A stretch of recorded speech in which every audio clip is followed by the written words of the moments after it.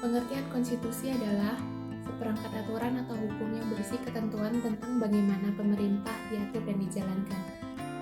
Ada berbagai negara yang menganut sistem konstitusi mulai dari Prancis hingga Arab, dan pengucapan konstitusi di berbagai negara itu pun berbeda. Dan salah satu pendapat ahli, yaitu Lord James Bryce, mengatakan bahwa konstitusi adalah suatu kerangka negara yang diorganisasikan melalui dan dengan hukum yang menetapkan lembaga-lembaga yang tetap dengan merangkul fungsi-fungsi dan hak-haknya. Fungsi dari konstitusi ada 4. Yang pertama, membatasi atau mengendalikan kekuasaan penguasa sehingga dalam menjalankan kekuasaannya tidak sewenang-wenang terhadap rakyat.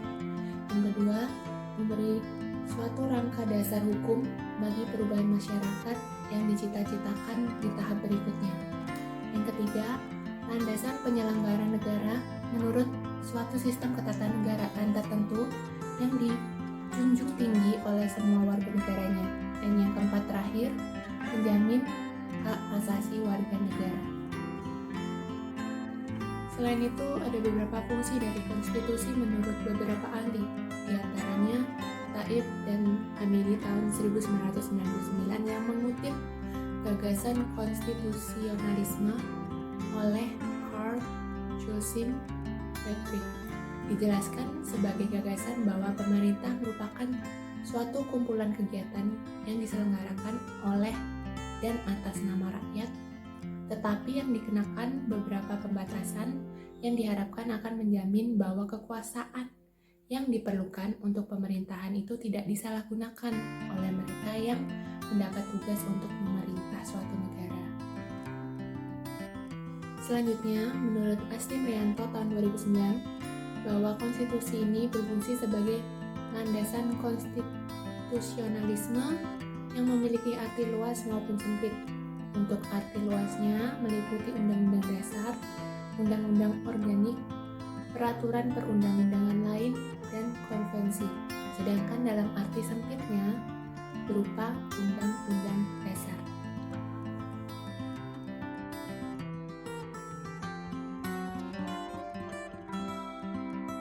Dari bab menelusuri konsep dan urgensi konstitusi dalam kehidupan berbangsa dan bernegara, tentu saja kita dapat menemukan persoalan dalam bentuk pertanyaan.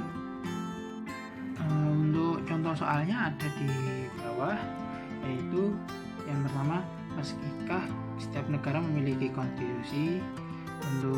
Jika ya, untuk apa konstitusi itu diperlukan? Lalu untuk B, adakah negara yang tidak memiliki konstitusi? Atau C, jika ada, apa yang akan terjadi dengan kehidupan negara tersebut? Lalu untuk yang contoh yang kedua, jika konstitusi itu sedemikian penting, bagaimana wujudnya? Untuk yang A, apakah materi muatannya? Lalu yang kedua ada, apakah konstitusi itu selalu tertulis?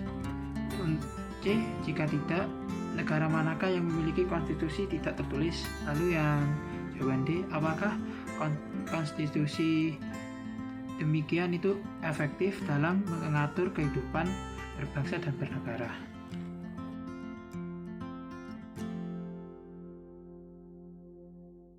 Menggali sumber histori, sosiologis, dan politik tentang konstitusi dalam kehidupan berbangsa dan negara.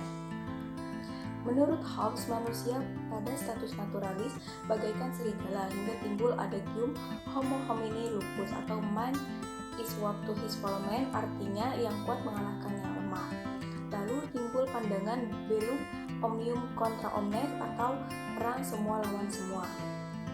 Nah, hidup dalam suasana demikian pada akhirnya menyadarkan manusia untuk membuat perjanjian antara sesama manusia yang dikenal dengan istilah factum unionis. Selanjutnya timbul perjanjian rakyat menyerahkan kekuasaannya kepada penguasa untuk menjaga perjanjian rakyat yang dikenal dengan istilah factum subjectionis. Nah, pemikiran Hobbes tak lepas dari pengaruh kondisi zamannya atau zeitgeistnya, sehingga ia cenderung membela monarki absolut atau kerajaan yang mutlak.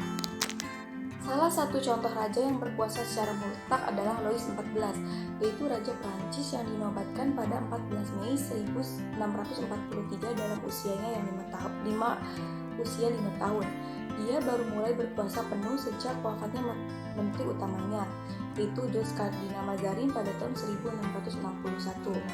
Louis XIV ini dijuluki sebagai Raja Matahari. Akibat pemerintahannya yang absolut, Louis XIV berkuasa dengan sewenang-wenangnya. Hal itu menimbulkan kesengsaraan dan penderitaan yang luar biasa pada rakyatnya. Seorang ahli konstitusi berkebangsaan Jepang, Naoki Kobayashi, mengemukakan bahwa Undang-Undang Dasar membatasi dan mengendalikan kekuasaan politik untuk menjamin hak-hak rakyat. Aturan dasar yang terdapat dalam Undang-Undang Dasar Negara Republik Indonesia pada tahun 1945 yang melakukan pembatasan kekuasaan pemerintah atau penguasa negara. Contoh tentang kekuasaan pemerintah negara memuat aturan-aturan dasar sebagai berikut. Yang pertama yaitu pedoman bagi presiden dalam memegang kekuasaan pemerintah dalam pasal 4 ayat 1. Yang kedua, syarat-syarat yang harus dipenuhi oleh calon presiden dan calon wakil presiden pada pasal 6 ayat 1. Ketiga, pembatasan masa jabatan presiden dan wakil presiden pada pasal 7. Yang keempat, ada pemberhentian presiden dan wakil presiden dalam masa jabatannya pada pasal 7A dan 7B. Yang kelima, presiden tidak dapat membekukan atau membubarkan DPR pada pasal 7C. Yang keenam yaitu pernyataan perang, membuat perdamaian dan perjanjian dengan negara lain, yaitu pada pasal 11 ayat 1, ayat 2 dan ayat 3. Yang ketujuh itu menyatakan keadaan bahaya pada pasal 12. Yang kedelapan mengangkat dan menerima duta negara lain pada pasal 13 ayat 1, ayat 2 dan ayat 3. Yang kesembilan pemberian gerasi dan rehabilitasi pada pasal 14 ayat 1, yang ke-10 pemberian amnesti dan abolisi pada pasal 14 ayat 2, yang ke-11 yaitu pemberian gelar, tanda jasa dan lain-lain tanda kehormatan pada pasal 15, dan yang terakhir yaitu pembentukan Dewan Pertimbangan pada pasal 16. Konstitusi juga diperlukan untuk membagi kekuasaan dalam negaranya. Pandangan ini didasarkan pada fungsi konstitusi yang salah satu di antaranya adalah membagi kekuasaan dalam negara menurut Kusnardi dan Ibrahim pada tahun 1988. Bagi mereka yang memandang negara dari sudut kekuasaan dan menganggap sebagai organisasi kekuasaan, maka konstitusi ini dapat dipandang sebagai lembaga atau kumpulan asas yang menetapkan bagaimana kekuasaan dibagi antara beberapa lembaga kenegaraan, yaitu misalnya antara badan legislatif, eksekutif, dan yudikatif.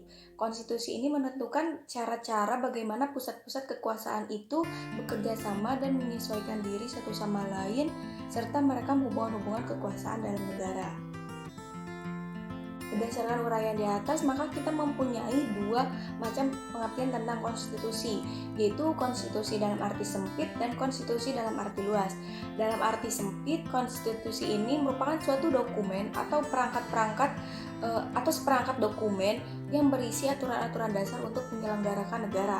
Sedangkan dalam arti luasnya, konstitusi ini merupakan peraturan baik tertulis maupun tidak tertulis yang menentukan bagaimana lembaga negara dibentuk dan dijalankan. Nah, jika kita mengartikan konstitusi secara sempit, yaitu sebagai suatu dokumen atau seperangkat dokumen, maka kerajaan Inggris ini tidak memiliki konstitusi yang termuat dalam satu dokumen tunggal. Membangun argumen tentang dinamika dan tantangan konstitusi dalam kehidupan berbangsa negara Indonesia. Menengok perjalanan sejarah Indonesia merdeka, ternyata telah jadi dinamika ketatanegaraan seiring berubahnya konstitusi atau undang-undang dasar yang diberlakukan.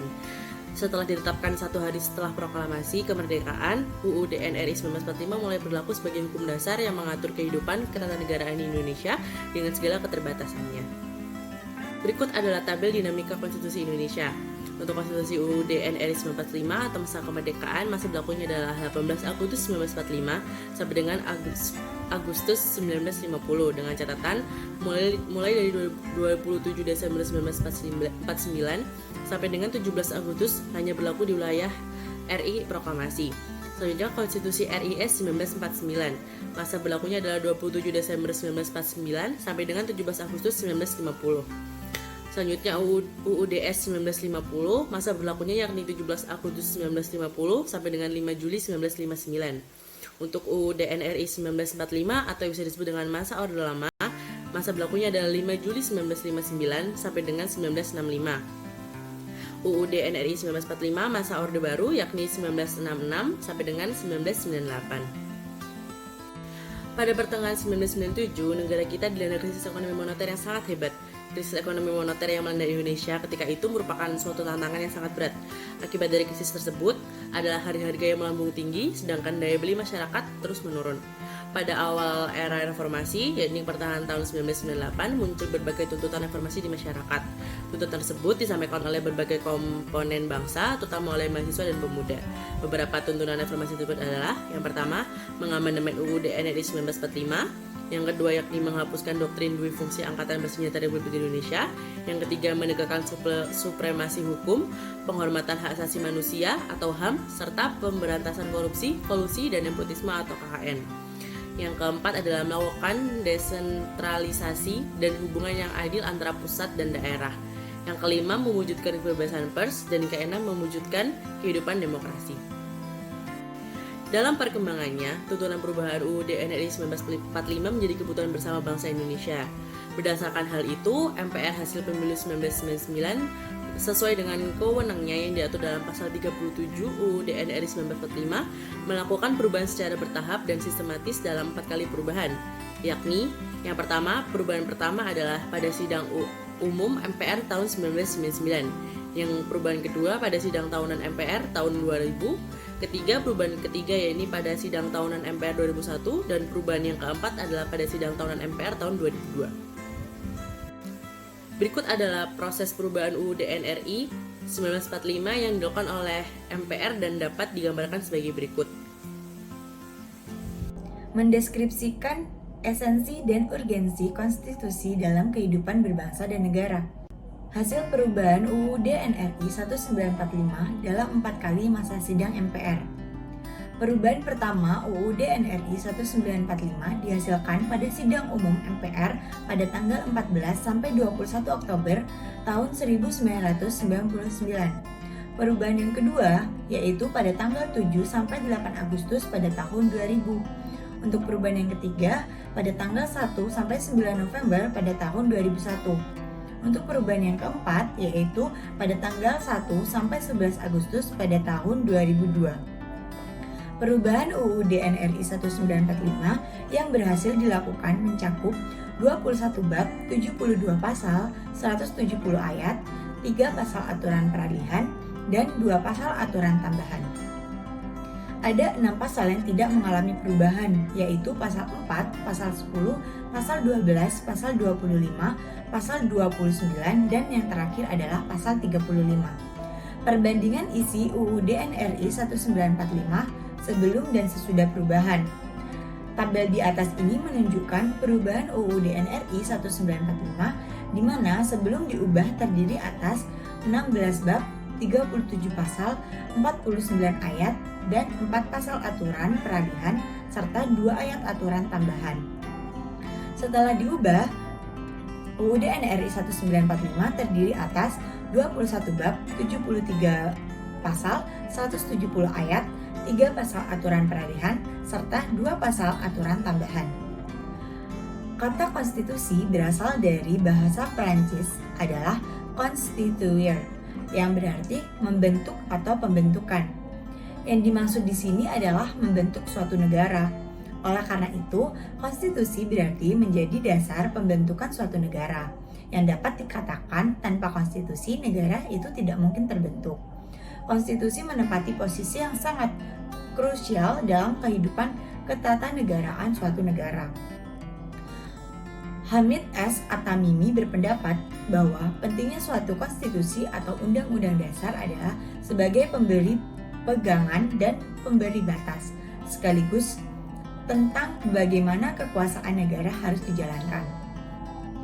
Dalam negara modern, penyelenggaraan kekuasaan negara dilakukan berdasarkan hukum dasar atau konstitusi Jadi, konstitusi mempunyai kedudukan atau derajat supremasi dalam suatu negara, yang artinya dengan supremasi konstitusi adalah konstitusi mempunyai kedudukan tertinggi dalam tertib hukum suatu negara. Nah, UUD NRI 1945 ini sebagai konstitusi negara Indonesia memiliki kedudukan sebagai hukum tertinggi dan hukum dasar negara. Sebagai hukum tertinggi negara, UUD NRI 1945 menduduki posisi paling tinggi dalam jenjang norma hukum di Indonesia. Sebagai hukum dasar, UUD NRI 1945 merupakan sumber hukum bagi pembentukan peraturan perundang-undangan di bawahnya.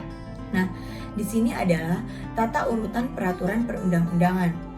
Jenjang norma hukum di Indonesia terwujud dalam tata urutan peraturan perundang-undangan. Tata urutan menggambarkan hierarki perundangan mulai dari jenjang yang paling tinggi sampai yang rendah. Nah, dalam sejarah politik hukum di Indonesia, tata urutan peraturan perundang-undangan ini mengalami beberapa kali perubahan, namun tetap saja menempatkan UUD NRI 1945 sebagai hukum yang tertinggi, seperti pada gambar di atas, yaitu UU nomor 10 tahun 2004. Yang tertinggi adalah UUD 1945, kemudian UU nomor 12 tahun 2011, tetap UUD 1945 yang mendapati kedudukan yang tertinggi. Dalam sistem hukum di Indonesia, lembaga negara yang berwenang menguji konstitusionalitas undang-undang terhadap UUD NRI 1945 adalah Mahkamah Konstitusi.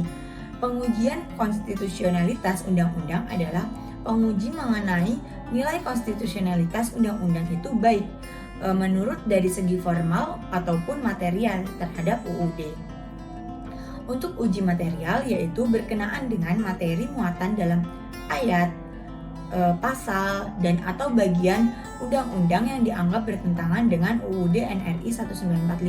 Sedangkan untuk uji formal yaitu yang berkenaan dengan proses pembentukan undang-undang dan hal-hal lain yang tidak termasuk pengujian material. Di sini ada contoh hasil perubahan konstitusi yang penting untuk upaya penyediaan dana pembangunan nasional. Tentang hal pajak, contohnya yaitu tentang hal pajak dalam pasal 23A yang berbunyi baik pajak dan pungutan lain yang bersifat memaksa untuk keperluan negara diatur dengan undang-undang. Lembaga yang memiliki otoritas memungut pajak di Indonesia adalah Direktur Jenderal Pajak atau DJP untuk pajak pusat dan Dinas Pendapatan dan Pengelolaan Aset Daerah atau DPPKAD atau nama lain yang sejenis untuk pajak daerah. Nah, sesuai dengan amanat undang-undang, lembaga tersebut itu bertugas untuk menghimpun penerimaan pajak. Pajak pusat melalui Undang-Undang Anggaran Pendapatan dan Belanja Negara atau APBN, itu penerimaan pajak pusat dialokasikan untuk membiayai program kerja yang dikelola oleh pemerintah pusat maupun pemerintah daerah atau Pemda.